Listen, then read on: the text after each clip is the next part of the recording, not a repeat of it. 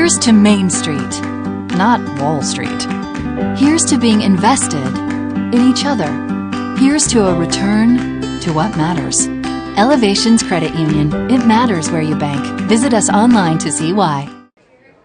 Good morning, everybody. We're going to go ahead and get started. Welcome to CAR, and I hope everybody's having a good convention. Is anybody going to go see Marcus Luttrell this afternoon? It should be really fun. Really a good speech. My name's Lou Italiano. I'm with Fidelity National Title. I'm joined here today by Ginger Parietti. She works in our DTC office, and Linda Geese. She works out at our Southwest. We're Fidelity Title, the largest title insurance company in the United States, but our local roots date back to 1946 with Security Title, which was a family-owned company that was taken over by Fidelity, but it all happened for the good. We have 26 offices statewide and over 200 employees, title professionals that can help you out, and we want to say thank you to all of you that have used Fidelity in the past and invite any of those that haven't to give us a try on your next transaction. We'll do a good job for you. Our moderator today for the CAR Legal panel is Steve Morgan. Steve is Chief Operating Officer and General Counsel for the Colorado Association of Realtors. He oversees the Legal Hotline and speaks frequently to local realtor associations and industry groups on a variety of real estate and legal topics. Steve brings more than 25 years of experience to the association with a background in business and real estate law. Please join me in welcoming Steve Morgan. Thank you. And thank you again to Fidelity for being here and sponsoring these sessions this morning. We really appreciate you guys being here this morning. Before we get started, let me introduce our other panelist members. Our first panelist in the middle here is Scott Peterson.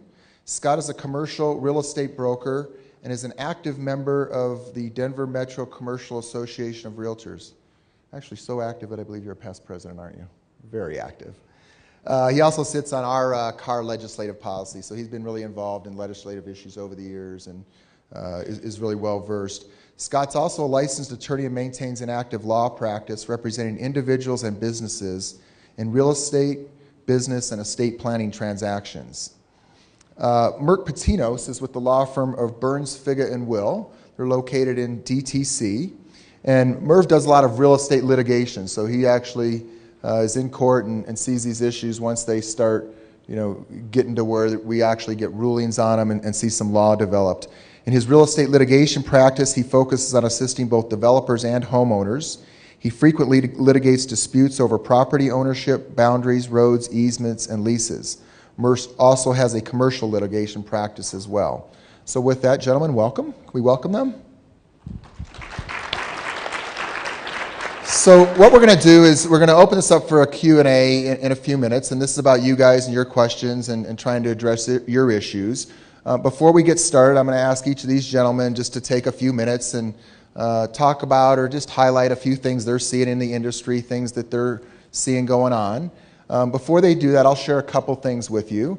One of the things that the Real Estate Commission has done is they've revamped the process a little bit on how they do the commission-approved forms. So one of the things I'm guessing most of you are aware of is that this January, our forms aren't going to be changing. All right, they're going to be, clap for that one. That took a lot of work. We proposed that a few years ago, and the Real Estate Commission, for those of you who don't know, the Colorado Real Estate Commission is made up of 5 members. 3 of them are real estate brokers. All of them, I'm happy to report, are realtors. The other 2 are real estate lawyers, one from Grand Junction, one from Denver. And some of them have been involved with the forms in the past, but one of the things that I always hear from you on the legal hotline, and we've heard from years is the frustration that y'all have with the forms changing all the time. Every year the forms change, and they change numbers, and they change what's going on. So one of the things that was proposed was to not change the forms for 2 years and have a year, I don't want to necessarily call it a moratorium, but kind of a moratorium on changes with 2 exceptions. One, if legislation were to pass, and there was some legislation passed last year with mineral rights, so you'll see a small change in it this year. But one, if legislation passed that would require a change in the contract, then certainly we'd have to put that change. And the second was they left themselves open that if something in the industry were to change so significant that they felt they shouldn't wait because the industry needed that change, then they would go ahead and make it. And the best example I could give of that was a number of years back, if you remember, when short sales started happening. Short sales started happening, and we needed to adjust pretty quickly. But short of that, the forms won't change. You'll probably really like this in light of that. One of the things that got raised at the last commission meeting last month, actually, was to possibly not change the forms for 3 years. So they're looking at that. They are working through a series of changes. I can tell you that on January 1st, 2016, you are going to have new forms, and they are going to have some changes in it. The question then is going to become, should we wait 2 or 3 years to change them? All right? My philosophy, our philosophy has been, it's a form. It doesn't need to be changed every year because a lot of the changes are cosmetic or wordsmithing or massaging of the verbiage. And so I always argue at the Forms Committee meeting, let's just leave them alone. If they require a change to help the industry, let's make the change, but let's quit wordsmithing them. So one of the changes you are going to see in the new contract is how inclusions and exclusions are dealt with, because that seems to be a problematic area with people, what's included, what's not included. Is the TV mounted on the wall included? Is it the TV that's included or the wall mount and all those kinds of things? So you're going to see some changes in that. The other thing that's beginning to be addressed is standard forms. So there's been an issue come up with law firms that draft forms that brokers use in their practice and when and how those can be used. So they're still working on that. There's no clarity yet. But I would expect in a year or so you're going to see a little bit of a change maybe as to how and when those forms can be used. And then the final thing I'll throw out there to you, if you're not aware of it, is that CAR is supporting this as well now. I heard from the LPC is that they're going to be licensing home inspectors. All right, so home inspectors, you'll start seeing at some point the regulation of that, and they've started to put some meat on the bones with that. All right, so those are a few things that you're going to see coming up here in the next year or so. With that, Scott, I'll turn it over to you. Do you have anything that you want to share? And then what we'll do when these guys get done, if you'll put your hands up, I'll come around with the mic, and if you'll just stand and ask your questions so everybody can hear it, we'll do it that way. Thanks, Steve. Steve had asked to kind of think about some of the stuff that I see on the hotline with some recurring frequency, and we just finished an hour session on the marijuana thing, so that's certainly a hot topic. It's something I get a lot of calls on with the hotline, but I'll kind of stay away from getting into too much more detail on that. Unless you guys have questions that were more follow-up from the last session, I'm happy to try and answer those. The couple of other things that I guess I get a lot of questions on owner carry. We did a little panel with CAR a few weeks, or I guess a couple months ago now, but in the studio, and I talked a little bit about the implications of what Dodd-Frank has done in terms of owner carry. You guys have all seen the section with respect to the new loan section of the contract get cut down quite a bit, and you can no longer put in financing terms and so forth. A lot of people call in and want to know, there's just confusion related to can I do owner carry deals? Can I only do 3 a year? There's some confusion with that. So the bottom line is this: as agents, the Dodd-Frank requirements are that you don't do 2 things. One is that you don't accept mortgage loan applications unless you're a licensed mortgage broker. And the other is that you don't negotiate the terms of the seller financing. And so a lot of questions with people with respect to thinking that they can't do something. If you're representing a client that's doing a bunch of owner carries, then those restrictions in terms of how many of those transactions they can do in any 12-month period, those do apply to your clients. And so you need to at least make sure that they're cognizant of the restrictions there. I wouldn't get into any of the details too far because you don't want to start giving them legal advice. But if they're doing a lot of owner carry stuff, they really ought to be either be a licensed mortgage loan originator or be working pretty closely with an attorney that can handle that stuff for them. And then the other thing we see a lot of is loan contingency. You guys have probably all noticed in the contract, how that the financing contingency has gotten, it's really almost become a hammer in terms of a buyer's ability to get out of the contract. There's a good faith provision in the contract that applies, and so of course, you have to abide by good faith, but that's a very, very broad loan contingency that's in there now. So as a result of that, we get a broad contingency in favor of the buyer. And so as a result, there's a lot of earnest money dispute questions that I'm getting in relation to that. The bottom line with that is, I think you have to be aware that if you're representing a seller, unless there's some pretty specific evidence of bad faith on the buyer's objection and termination of the contract, the seller probably ought to be returning the earnest money. And that's kind of the short punchline. It's unfortunate, and I think there, in often cases, may be some bad faith, but and Merc will be able to highlight that probably a lot better than I can, because he actually litigates some of this stuff. But trying to prove that is a whole different thing. And in relation to most earnest money disputes, which are pretty nominal sums, it's just not worth it, I don't think, for the seller to try and retain earnest money over that provision. And so those are a couple things that I've been seeing a lot of. My name is Merc Pittinos. I just want to thank you guys for having me here today. It's a great conference. I want to congratulate CAR on putting this together, and it's a pleasure to be here today. My focus is on dispute resolution and litigation, and so I see a very, very small percentage of issues that come up in transactions, but when they come up, they're typically really big problems. And so that's one thing that I want to thank you all for, is that there are hundreds of thousands of transactions that happen every year where there aren't any problems, and it's largely a credit to you all being informed on the issues that sellers and buyers are dealing with and solving problems before they get started. But don't be too good, because he'd be out of business, right? That's exactly right. You still need a few to make mistakes. The ones that aren't in the room will be the ones that make the mistakes calling you. My firm does we practice in a lot of different areas of law. We have a big water law practice, we have environmental law practice, oil and gas practice, and then real estate transactions and disputes. And so all of those areas bring up very, very different types of real estate-related problems that we work on addressing. In the last year, I think the biggest number one issue where I've received calls from people relates to seller property disclosure forms. And the way that I often describe to people what you should do on that is that you don't get in trouble for what you did, but you get in trouble for lying about what you did. And I think that's, as a lawyer, there are a lot of different ways to take even proper disclosures and use that as a way to get liability. And so I think, for me, that's one of the most important things that I think you all can do, is work with your sellers to go overboard on the disclosures. Because that's what I'm seeing over and over and over again, especially with sewer lines. And you guys probably are seeing that too, but we've had tons of calls over the last year on sewer lines.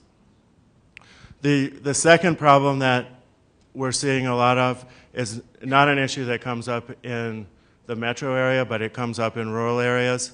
And that's when a seller intends to reserve mineral rights and they're accidentally conveyed. And it's happening more and more, and the problems, especially in areas like Weld County, have huge financial consequences. So that's when you're working with sellers that want to reserve their mineral rights, that's a good time to bring in a lawyer to make sure that you don't have to deal with it, and to make sure that it gets done properly. And if there's a mistake, then you can blame somebody else. And then I think the third area where we've seen issues, and this really isn't any different for lawyers than it is for you, when you get outside your area of expertise, whether it's a geographic area of expertise or it's a particular type of home or building, that's where problems start. So I like to focus on adverse possession and easement issues and disputes between realtors and kind of stick to those things. Don't get into water law or help people form businesses, because that's when I get myself in trouble. Great, thank you, Merc. All right, what we're going to do is start now with some Q&A. I mentioned this in the last session, but I know we've got a lot of new faces. Who here is not familiar with the CAR Legal Hotline? Do we have any people? Everyone's familiar with it? Has everyone called it? Mostly. How many of you have used the legal hotline? So 2859 should be ready. So the Legal Hotline's a free service. It's been open for about 20 years. It started in 1994. Our good friend Oliver started it with John Wint. And last year, we passed the 50,000 call mark. So we've handled over 50,000 calls on the CAR Legal Hotline since it started. And so one of my favorite callers, which I can't imagine why she'd show up today because I thought I'd answered all her questions, but actually I see a lot of faces here today who kind of call me because they know me or something with their legal questions. So I'm surprised they showed up today, but it's probably because they want some really good legal advice because we have some guys up there. But so any questions this morning, 2859? No, she's good to go. All right, she's going to be shy this morning because I embarrassed her. All right, with that, I just wanted to give you the opportunity to ask the first question because you're my favorite longtime caller, all right? But I didn't mention your name, so they don't know you. With that, who has some questions? Let's get started. Yes, ma'am. I'm so excited about the adverse possession. I just got off the phone with the client, and they've had this home. I didn't sell them the house. They acquired it through someone passing away. The neighbor just built a big home in DU from a small house. What I want to say, rebuilt. Thank you. He sent them a letter and said, our survey shows that your fence is 3 feet into our yard, and your garage pad is 1 foot into our yard, so we're just going to move the fence next week. So I'm like, wait a minute, there's got to be adverse possession. I said, call your title, and they called the title company, and they sent in a claim, and they said, no, we have nothing to do with boundaries, with encroachments. So I don't know what to advise them to do from here. Okay, so that's, I think, and most of you probably already do this anyway, but one of the number one defenses for adverse possession claims is extended coverage on title policies. So I know all the title people will love to hear that, but it's not very expensive, and that's the first line of defense. The second is that there are there are two types of claims that people can bring in situations like what you're describing. One is adverse possession claim, and the second is called boundary acquiescence. And so it's two different ways to get to the same place. And what you're describing is a combination of both of them, where you may have the pad would be adverse possession, and the fence may be boundary acquiescence. In order to establish adverse possession, you have to have adversely possessed someone's property for 18 years. And so the first place to look, Google Earth is one of the first places that I go to look to be able to figure out. With fences, it's pretty difficult to see them, especially in older pictures, but with structures, it's pretty easy to see. The other place that I go is the GIS websites for almost all of the counties in the metro area and throughout the state are really good, and many of them have historical aerial photographs. So that's one place where you can go to look and figure out really quickly has the structure or fence been there for more than 18 years. The second thing that I would do is people's natural instinct is to reach out to a lawyer, and that's good, but unless there is, I try and work it out. And the reason is because when you have a business dispute, you don't have to necessarily live next door to the person. But one of the things that I try and help people do more than anything else is if you can give a little bit and reach a reasonable compromise, it's much better to do that, because then your house doesn't become some place where you feel uncomfortable. And that's one of the worst things about adverse possession suits, is they can become pretty nasty. There's usually some other problem that's driving them, and one of the best things that you can do is facilitate a quick resolution. So how about someone on this side of the room? Any questions? Linda?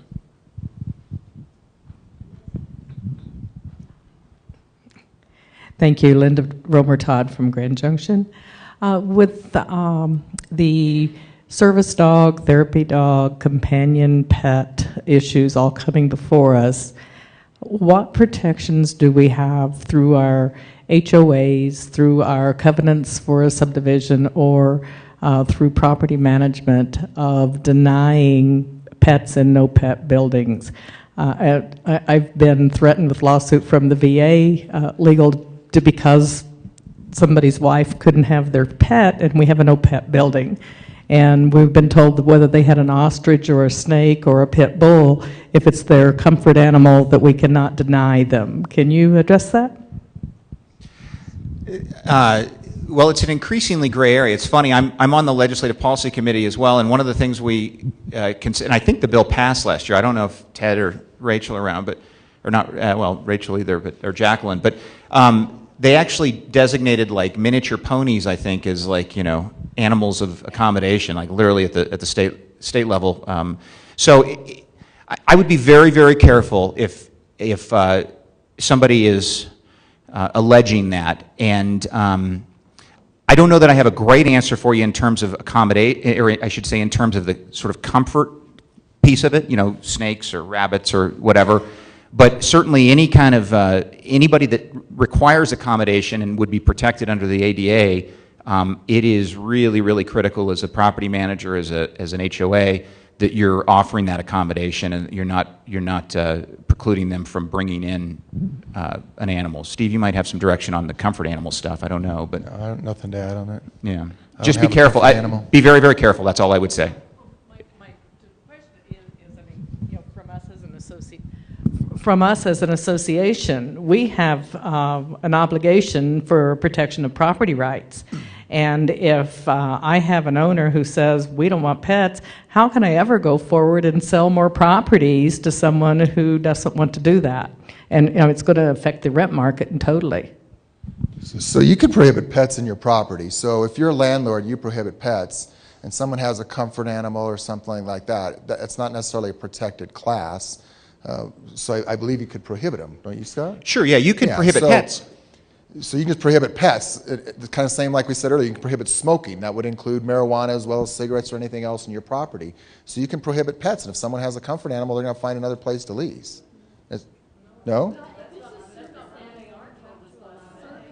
So you're saying that's because it's handicapped, Scott? You think it's a protected class with... I don't know that people with a service animal would have to be considered a protected class for it to be... As a handicap, specifically? Okay.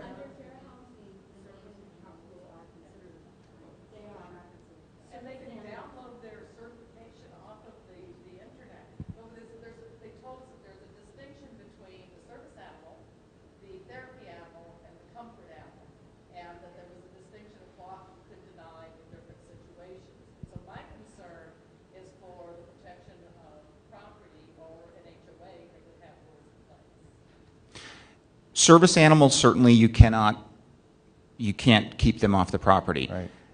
Therapy animal, I'm guessing that you cannot keep them off the property if they're certified therapy animals for some reason.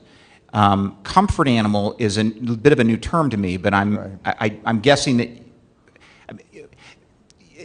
Merc gave probably the best piece of advice just a few minutes ago that you can have is when you're dealing with neighbors in a situation, and it's unusual to hear it from a litigator, but frankly, to the extent that you can work something out, it's really, really important. And so in the context of an HOA, if you're all living in the, in the same building, in the same, close proximity, you need to consider that piece, probably above all.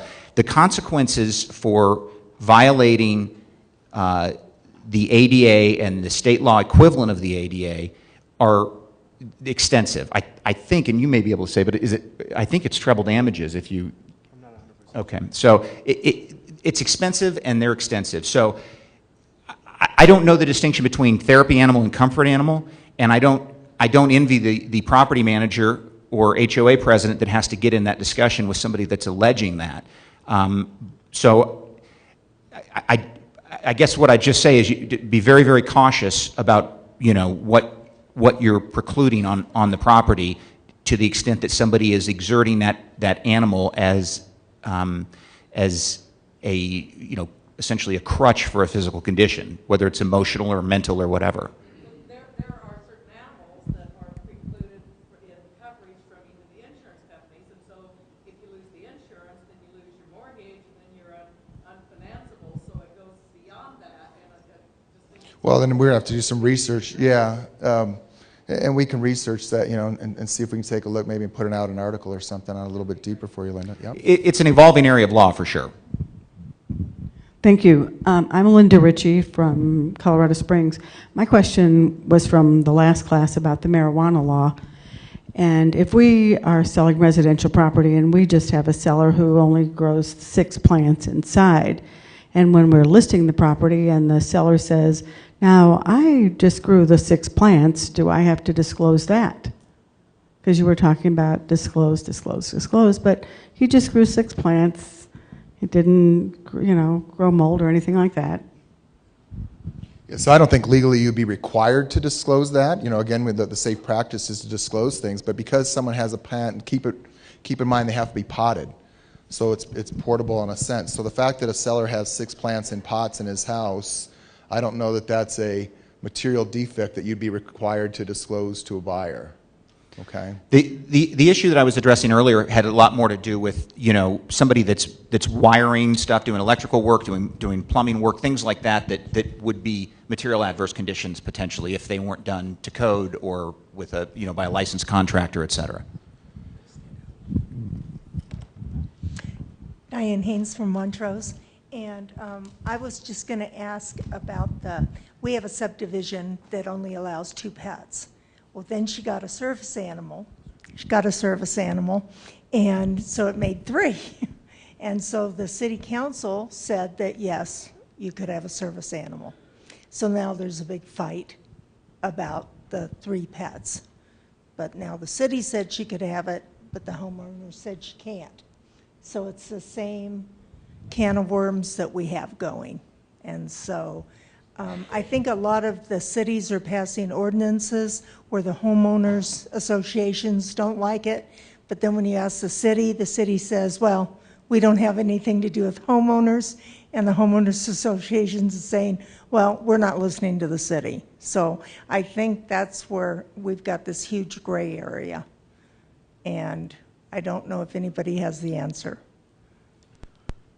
Well, service animals, I don't have much more clarity on that. And so I guess, it's funny, there can be days on the hotline where I'll answer 25 or 30 calls, and I don't know that I've had too many questions on service animals. I didn't realize that there was such a conflict in terms of what's going on with some associations and people exerting, pets as being, comfort or therapy or service animals, et cetera.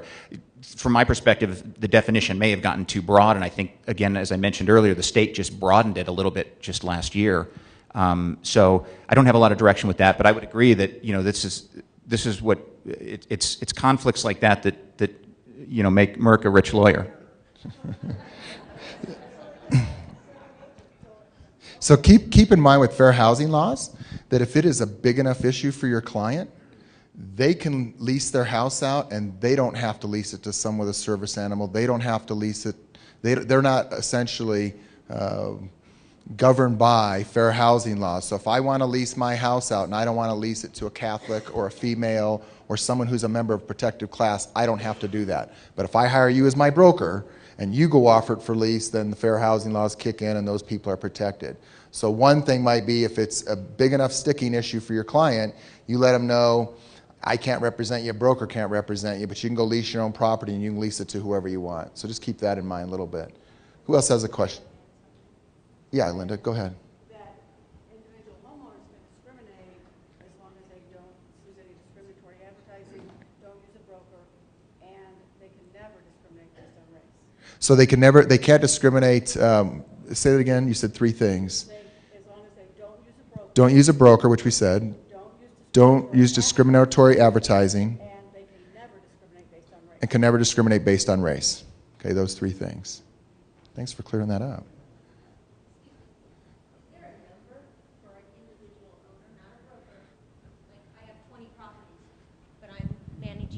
All by myself. I have 20 properties, and I'm just an individual. I've not hired a broker. I know, I'm using an example. Like if I decided just to not have a real estate license, and now I have 20 properties, and I want to do them all on my own, can I discriminate for a number? Am I limited? So I'm not aware of a number. Scott, are you guys aware that if they're your properties, as far as I know, you can discriminate, so to speak, okay?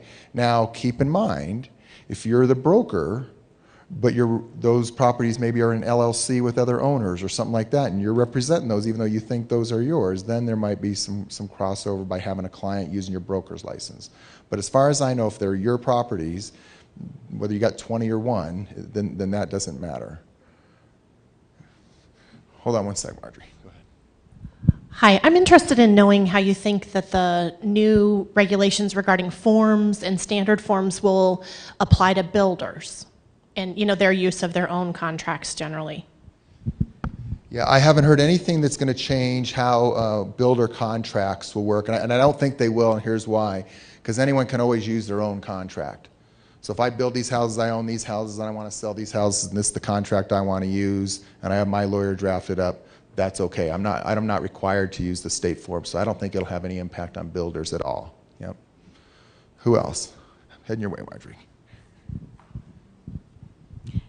We had Marcia Waters come speak to our association this summer, and there was a very slight hint of some kind of challenge to Conway Bogue.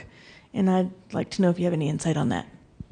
So I'll hit on that a little bit. So Conway Bogue, for those of you that don't know, that's the Colorado Supreme Court case that was decided 1957. So it's been with us for about 60 years. And that is the case that allows you all to be lawyers and practice law on a limited basis and buy and sell real estate for people. And in that case, what was decided at the time was that brokers would be allowed to prepare, and I believe the exact language was standard and approved forms. Well, in 1957, there wasn't a division of real estate that was promulgating forms. And so I'm guessing you'd go down and get your local Bradford one-page form and sell a piece of real estate, essentially. And so what standard and approved forms are or was never really clarified beyond that, and the industry just went out doing its business. Then it was codified into a statute, and they, for whatever reason, left out the words approved, and it said standard forms. Real estate brokers will be allowed to prepare standard forms. Well, one of the things that lawyers in the real estate section, people are raising is back in 1957, part of the logic that the court used to allow brokers to essentially prepare legal documents between parties and act like a lawyer was the convenience of the public and the fact that there weren't lawyers all over the state and things like that. And so I think when she raises that, I don't think there's necessarily a challenge to Conway Bogue per se, but the issue's being looked at. And now from the sense of, should we not allow brokers to do real estate transactions and just have lawyers, but from the sense of what is these standard forms? And the issues come up because there's law firms out there that will prepare, let's say, a suite of forms or addendas or clauses that you all will attach to your contracts. And they're anything from, we heard a guy at the Real Estate Commission last week that does property management says, I've got 150 forms. I got a form that if the tenant wants to paint his room blue, he's got to fill out and send to me. Where's the line going to be? And the Division of Real Estate really looks at things that the parties are signing. So to the extent that you have a form that your buyer and seller are going to sign and create contractual obligations with each other, that's kind of like additional provisions, if you will, in the eyes of the division. And that's why you see in your additional provisions section of the contract, not approved by the Division of Real Estate.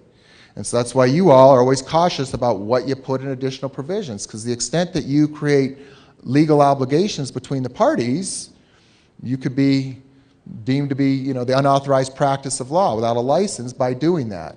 Now, it happens all the time, and 99% of the time, all the deals work and everything goes through. But when they blow up and they end up in his office, he looks through and he reads language that the broker wrote and thinks, oh, well, I can tear that apart all day long in court because they obviously didn't draft that provision. When that broker says, oh, but a lawyer prepared it. What lawyer? Well, our lawyer for our firm prepared this for us to use, and so I put it in the contract. And so far, that's been working. There hasn't been too many issues. Well, what happened is that one of those forms came out that was essentially identical to what the division had. The division, as you know, has a form called a notice to terminate, and they have an earnest money release form. Well, there was a form that was created that was a notice to terminate and earnest money release form. And that was being used. And the division didn't like that. somewhat took it as a slap in the face that we've created a form, we want you to use our form. So you all have been told, I believe through a position statement, when a form is promulgated by the Division of Real Estate, you have to use it.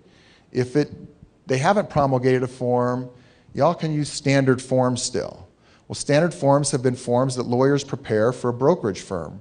Well, the issue's coming up now that if my brokerage firm bought this set of forms from our lawyer and I've distributed them to my brokers to use, one, do my brokers know how to use them? Two, what happens when something changes next year and I don't buy the new updated version? Three, what happens when I send the form to a broker I'm working with on a transaction? And when the transaction's over, she likes it so much and she thinks it's such a great form, she decides to use it. She didn't. Sonny didn't. Linda did. Linda did, but not Sonny. No. Linda would never break the rules. So those are the issues that have come up. And so what the commission is doing right now is they're trying to figure out what's a standard form. And there's a draft of what's a standard form out there. They're not trying to prohibit people from using their lawyers' forms. They're just trying to figure out how that should work better to make sure that they're not getting the complaints they're getting over them. So I don't think it's necessarily going to be a challenge to Conway Bogue to, unless the section of the real estate section of the bar decides they want to go after it again and challenge it on another case. I don't think that you're going to see the law overturned per se, but they're getting a lot more into what you can and can't use. All right? Go ahead, Linda.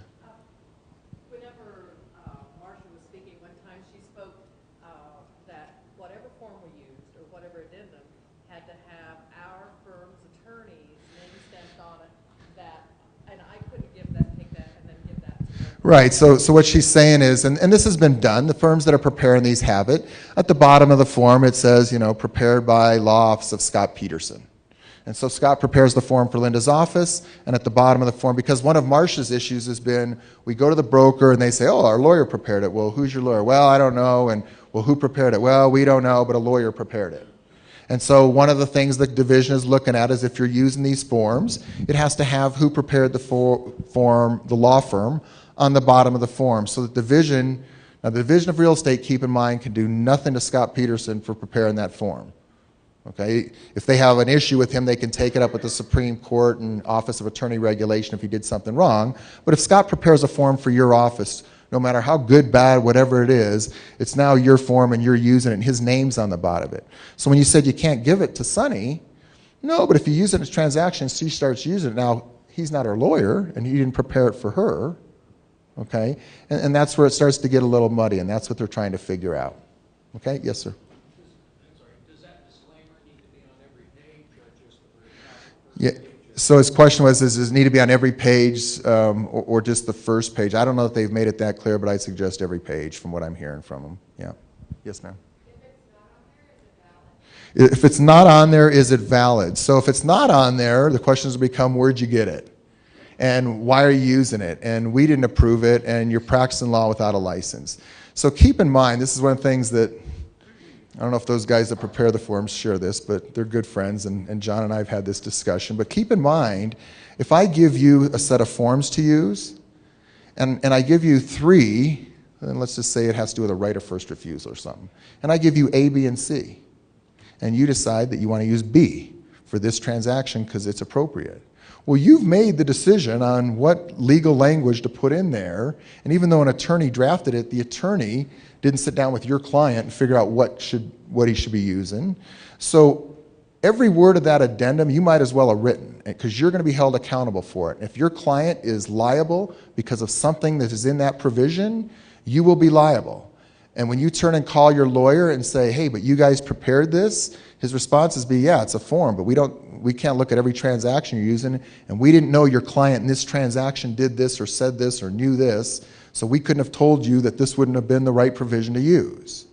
So even though y'all use that, and again, most of the brokers are really sharp and know what they're doing with those forms and how to use them, keep in mind when you use them, you are responsible for the language from the first word to the last word of that contract. You're responsible for it.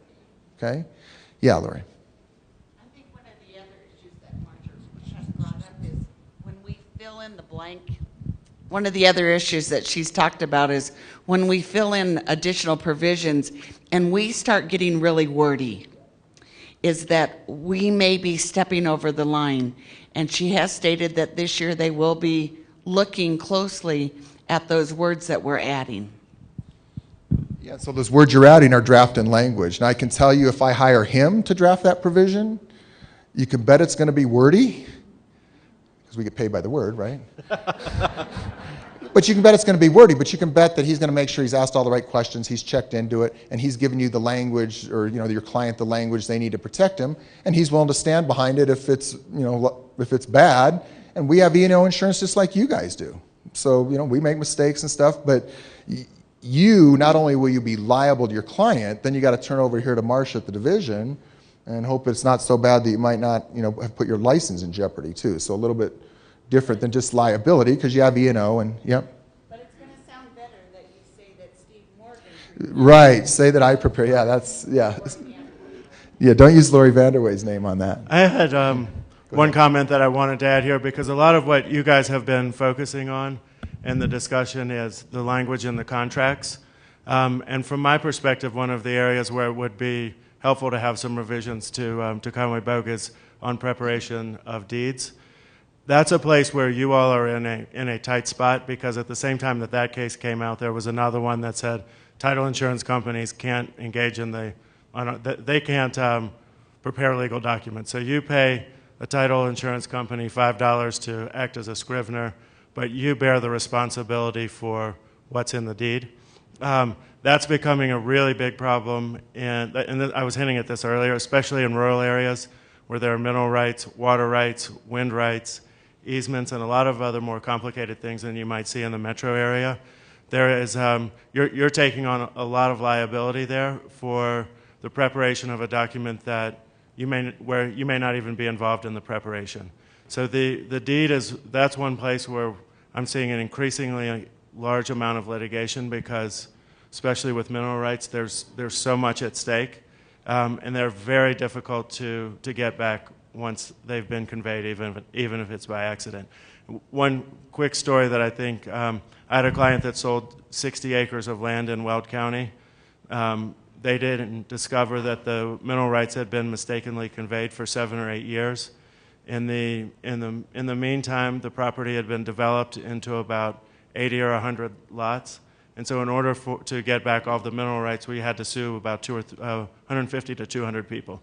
So it was all the landowners, all of their lenders, and it was a constant cycle of people as people refinanced and moved in and out of the neighborhood. That's a really extreme example of how things can go badly, but that highlights, I think, when you're dealing with something that is a little bit outside of normal, it's good to have a lawyer involved. And the lawyers won't always get it right either. There are plenty of times where they've messed that up also. Linda Philpott, Aurora. Another another time when I feel very liable in working with a buyer, shall we say, and the buyer receives, or we receive, a form written by the listing company's attorney that they want the buyer to sign as part of the transaction. So my advice to the buyer would be, take this form to your attorney and have your attorney go over it with you. But in the meantime, it's 23 hours before closing, and we can't do it on a weekend, and a few things like that. So any advice on dealing with other company forms that become a part of the transaction?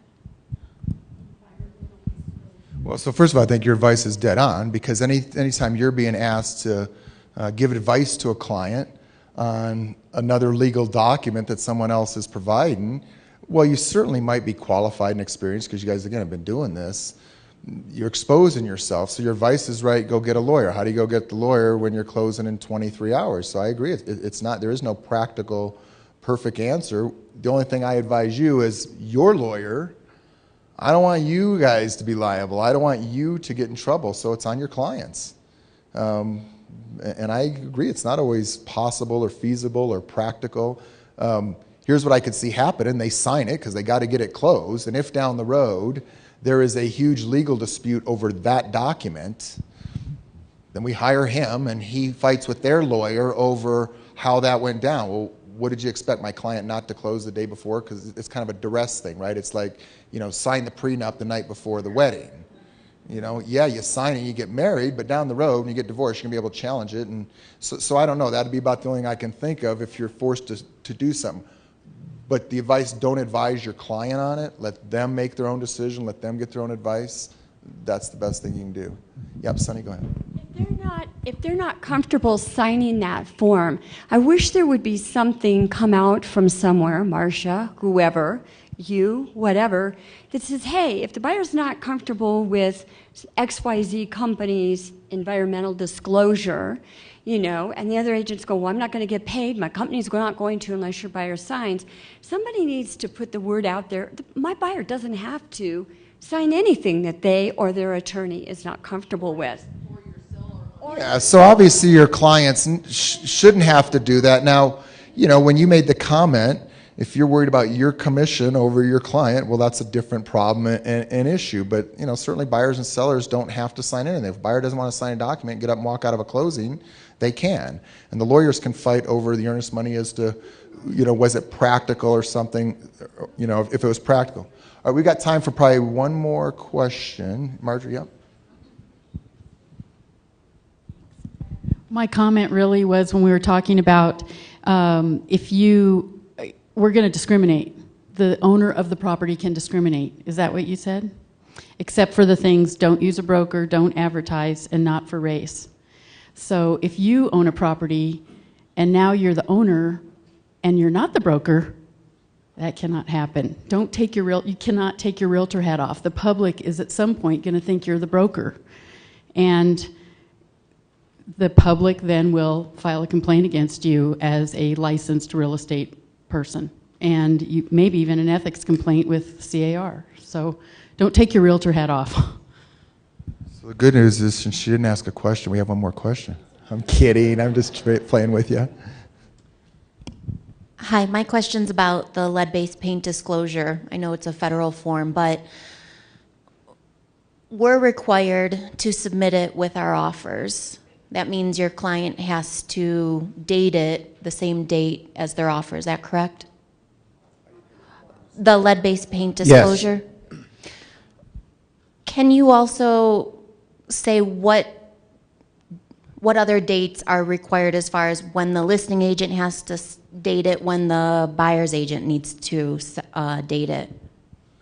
Well, lead-based paint is an important one. The contract is void if that document is not executed prior to the execution of the contract. And it happens all the time. I mean, it really does.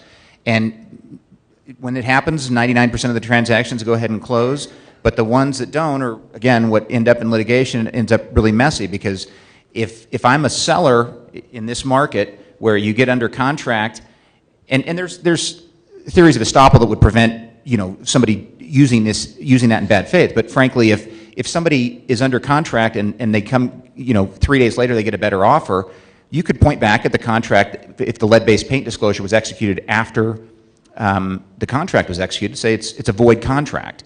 And so you got to be very, very careful. That's the one that is the most important probably to pay attention to, is just make sure that gets executed before the contract.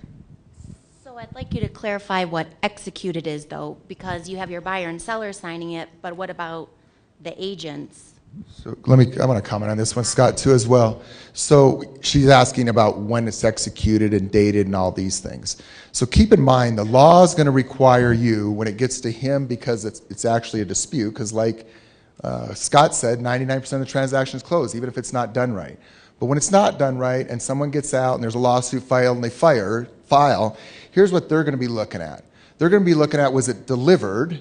Did both sides have exchanged the proper documents before the contract was formed, so to speak? So I could have a signed contract for my client. I just haven't sent it back for acceptance because I don't have the lead-based paint. And I get the lead-based paint. It doesn't matter really when it was executed and when it was dated. It matters that I got it now and I've received it back, and so now we can move forward with the contract and we go under contract regardless of when it was dated. Now everyone looks at when it was dated, but he in his deposition is going to say, well, when did you sign it? Well, I signed it on Tuesday. Yeah, but when was it delivered back? Well, it wasn't delivered till Friday. So it's not necessarily the date that it's executed, it's the date that it's delivered and received back, because you know, again, when it gets into litigation, they're not just going to look at the date next to the person's signature, because we all know people backdate stuff and things like that. So when he's asking you in a deposition under oath, someone's going to say, yeah, I signed it on Thursday, but I did date it on Tuesday because my broker told me that we had to make sure this got done before we went under contract. And this is the stuff that goes on, because these are the calls we get in the hotline. Well, we sent it back, but we didn't have it, but we're under contract. Well, you got a problem. You got a void contract. Now, again, you can go close and it'll be fine. But if someone gets a better offer and says, I'm out, contract's void, and your client turns to you, because again, they're expecting you to understand how to do this kind of stuff. They don't know what date they signed. They just expect you to make sure the transaction works. So don't put too much focus or all your focus just on the date it's signed or the date it's executed. Make sure that what needs to be done, i.e. signed, delivered back, communicated, before the contract is formed, so to speak, accepted, that's what has to take place. Does that help clarify it? Do you have any? Go ahead. Well, the only other thing is to answer you had kind of a second follow-up to that, which was what other dates are important. The other place I see a lot of people get tripped up is on the inspection objection and the withdrawal of that or the resolution to that. I mean, once you issue an inspection objection, the termination of the contract is self-operative if it's not either withdrawn or a resolution filed. So sometimes, you know, something happens kind of informally, although less and less because loan underwriters pay more attention to that stuff now. But you got to make sure that for the same reasons that you don't send out an objection and not either have your buyer withdraw the objection formally or submit a formal resolution to the objection. Otherwise, the contract self-terminates. All right, with that, we don't want to let you guys out late because we know you got plans. But I'd really like to thank you guys for joining us this morning. Merc and Scott, thank you very much for being here, and thank you guys for participating.